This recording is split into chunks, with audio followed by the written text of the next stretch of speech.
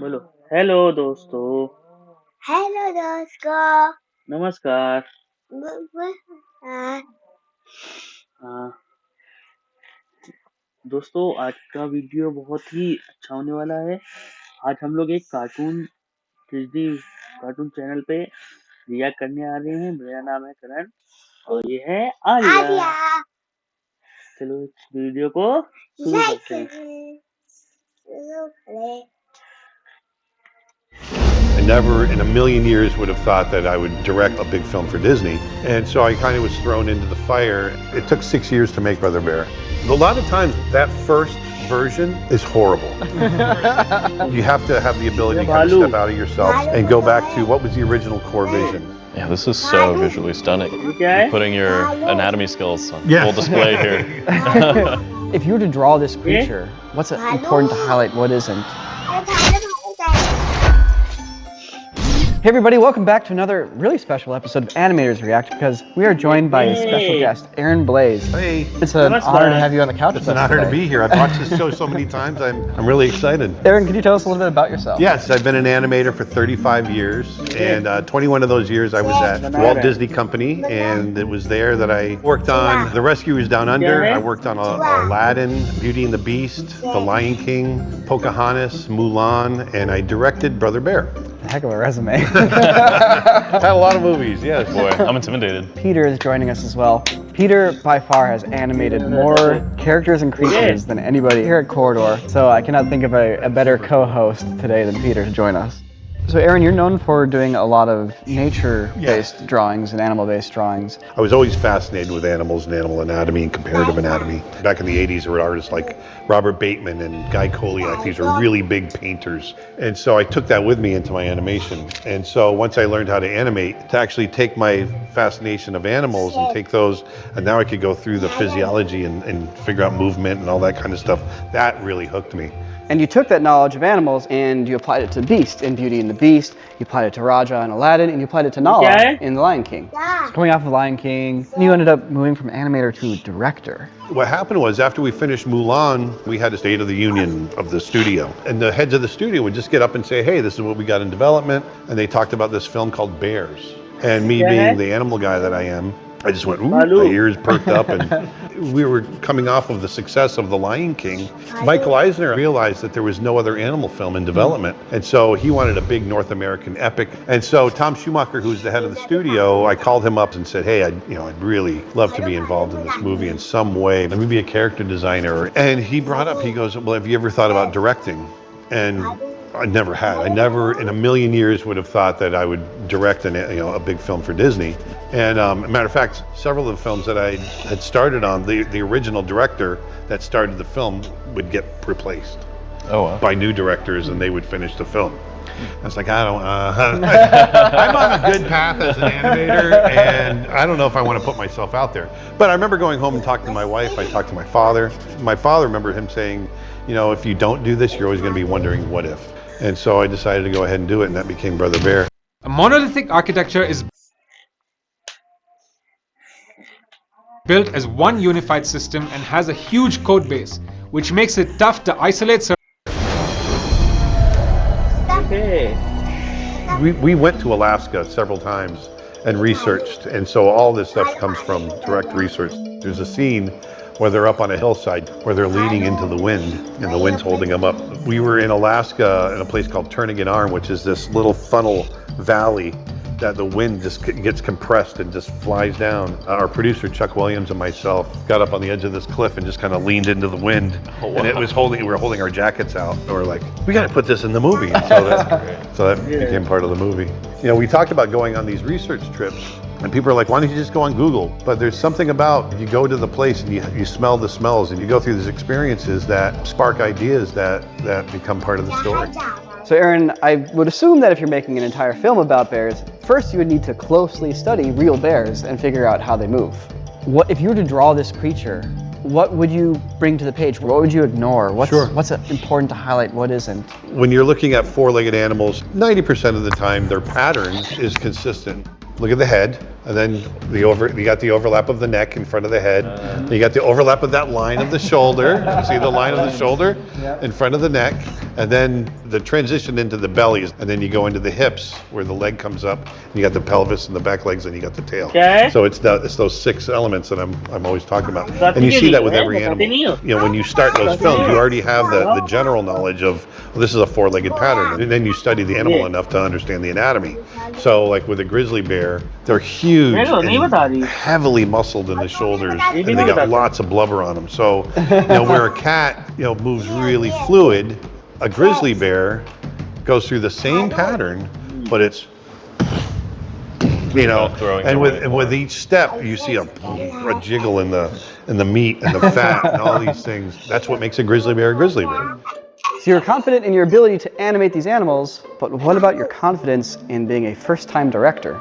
I thought I knew how to make an animated movie. I'd made 7 of them at this point, or been a part of making 7 of them. And so I kind of was thrown into the fire. I came in early and I was doing a lot of storyboarding, because we would storyboard these movies 3 or 4 times before we'd start making them. You want to make sure you're making the right film, right? We cut it together. We cut sound. We cut scratch dialogue. We try to make it a movie, and we cut it to the length of that we want to see it. A lot of times that first version is horrible. Well, that's a beautiful thing about animation, nothing's set in stone. Right. The beauty of this is that we haven't made the film yet. All we've done is storyboard. So you take it down, you break it apart, you fix the parts that are broken, you keep the parts that are working, you put it back together again, and you watch it again. Oh, now it's less broken. You have to have the ability to kind of step out of yourself and go back to what was the original core vision, and what was that original spark, what was that original thing, and how have we drifted off of that? We knew it was a transformation, we knew it was a character being flawed in the beginning and becoming whole in the end, but we weren't quite sure what was the vehicle that we were going to tell this in. And so 9/11 happened. And after 9/11 happened, there was this huge influx of hate crimes against Muslim people in the United States. And it really affected me in a way that I started thinking about, these people that are just living their lives. And I remember going in and sitting down with the story team and talking about this, and this became this big emotional discussion. And so we put it into the story. Not obviously in direct ways, but if you watch the story, it really is, you have to see through another's eyes in order to understand them. So we're watching the transformation right now. This is after Kenai has killed a bear responsible for the death of his brother. We knew we wanted a big, visually crazy transformation to happen here, but we had no idea how to do it. And a guy named Richie Chavez, who is just an amazing artist, he took about 6 weeks, and in pastels, he did these storyboards of key moments all the way through the sequence, which turned into this. Yeah, this is so visually stunning. Oh, thanks. What was nice on top of this, so we had that was the visual side of things. We wanted this to be a song as well. So Phil Collins, who did the music, he wrote the lyrics all about, seeing through another's eyes and seeing anew. But we wanted to have this spiritual kind of ethereal kind of feel. So him actually singing English words kind of killed it. So we took his lyrics and we sent them to the University of Alaska, where they translated it into Inuit. Wow. And then we brought that and we went to the Bulgarian women's choir. And we had them sing it phonetically. And so the voices you hear in here is the Bulgarian women's choir singing Inuit. Oh, that's crazy. That's a lot of crazy collaboration. Yeah, it was such a cool synergistic thing. And so the end product was this really spiritual feel. Check this out. Want a quick and easy way to make tons of pro-looking videos all by yourself? Look no. After the transformation sequence, you have an interesting choice here, which is to change the aspect ratio of the entire film. It goes out to a 2:4:4 aspect ratio. Wow. It goes really widescreen. Before that, it's 1:8:5. So the only way you can do that and get the full effect of it is that in the beginning, you're just ending up with a box in the middle of your screen. Oh, wow. And they were afraid that people were going to think they weren't getting the whole movie. And some people did complain about that. That makes sense, though, because I imagine the effect you wanted is to enlarge it, and so as opposed to just cropping the other stuff, you make it smaller and then you can blow it up. And everything's done for a reason, and it's all in the service of story. So the whole point of the story, the theme of the story is to see through another's eyes, to understand the world from another point of view. And so we thought when Kenai turns into a bear, he's literally seeing the world in a completely bigger, different way. He literally made his view bigger. And the other thing too, it's not just the aspect ratio, but the palette. Really? The first act of the film, the palette is all toned down, muted colors. That's a really powerful effect. The audience is actually seeing the film in a new way now too. Oh, gee, I think he's going over here. Oh, let's beat it. This way. No, this way. The Moose, great characters. They're voiced by Rick Moranis and Dave Thomas. Back in the 70s, Canada had their version of Saturday Night Live. It was called SCTV. Welcome to the Great White North. I'm Bob McKenzie. This is my brother Doug. Rick Moranis and Dave Thomas, they came up with these two characters that are kind of like these Canadian beer drinking guys. My directing partner was Bob Walker, who's Canadian. And we loved them as kids. They were super funny. And so by the time we were making these Moose that lived up in the Canadian region, we were like, oh, we gotta get Bob and Doug, we gotta get Bob and Doug. So when you hear them talk, it's the same skit. Well, gee, you're one big beaver. Don't kid me. The characters, beautifully animated by Bruce Johnson and Tony Stanley. Look at the geometry on those antlers. Oh my God, I can't imagine. One of the things you're gonna notice is they're rock solid. Because the antlers were built in 3D, and then they would place them, and then they'd trace over them, and then they would draw the in-betweens. So it was that was a mixture of computer and hand-drawn, but in a completely unique way. Well, it totally fits. You know, drawing the in-betweens by hand really sells it. I am so blown away by these painted backgrounds. We had an artist in our group named JG, and this is his natural painting style. When he goes out and does landscapes, this is what he paints like. And so This is what I paint like. Yeah. Can't help it. by and large, it was all traditionally painted in acrylic. Do these background paintings exist like in an art gallery anywhere? No, there's a place called the Animation Research Library, or the way we call it, the morgue. And it's all temperature controlled. It's about 50 degrees in there. Keep everything, it's really dry, there's no humidity, and everyone has to wear gloves. Every piece of art, all the way from Steamboat Willie to now, is housed in that. Wow. And it's all broken up by film. Imagine how much art there must be. Yeah. And it's not just the production art, it's all the development art, it's all the storyboard art, it's everything. There's an estimate that with each feature film, there's about 1 million pieces of art that are created with story sketches, layout drawings, all that sort of thing. And so imagine 100 movies with 1 million pieces of art, so there's 100 million pieces of art in that building. That's crazy. I'm here tonight to present the award for Best Animated Feature. Brother Bear was nominated for Best Animated Feature. We went up against Finding Nemo, so we didn't stand a chance. So Nemo won, and it was awesome to be there. And everyone says, you know, it's just awesome to be nominated. It really was. So you have this whole film you made, this whole huge art endeavor. Did you want to keep directing? Brother Bear, it took 6 years to make Brother Bear. It didn't perform as big as we had hoped, but it wasn't a bomb though either.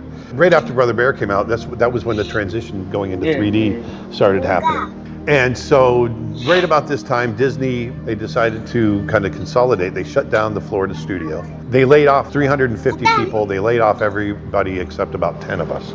And I had a new contract to develop a new movie. It was going to be a CG film. It was a film called King of the Elves.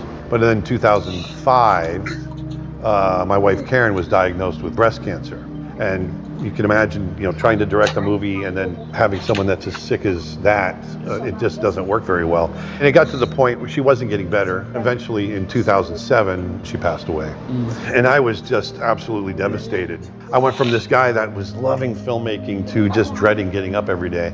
I'd been with Disney for 21 years and I quit. I loved working for Disney, but I said I need to find myself again. I don't know who I am. I mean, the first thing I am is an artist, and I'm not even that, and I need to find that again. I thought about my wife that had passed away. I wanted to do something that would make her proud, and that's when I started Creature Art Teacher, and now we're slowly transitioning back into making movies, but making our own movies. We're doing a short film. It's a 10-minute film called Snow Bear, ironically enough. And I swear I did not plan this. Dude, enough but with it's the another bears. bear. I swear, we went from Brother Bear to Snow Bear. And I wanted to create something that we could create on our own because I wanted to do the backgrounds. I wanted to do everything. And I started digging deep into some of my emotional baggage. And so we created this character that's lonely, looking for a friend, wandering the Arctic. And so he makes a snow bear. This is all just me sitting down and doing the backgrounds, doing the animation, and just plodding along, one drawing at a time. You're putting your anatomy skills on full display here. I'm seeing a lot of like subtle flexes happening here. Yes, exactly. That's what we've been working on for the last, year and a half, I guess. Our platform is education. After we make it, we want to show people how we made it. And so how do you make an animated short? Well, let me show you. CreatureArtTeacher.com is where we have all the lessons. They're very affordable, very accessible. Yes, I just don't want people going into debt. And we really want people to learn, and over 700 hours of content. Okay, I'm gonna enlist in your class. I've decided. This is great stuff. Great.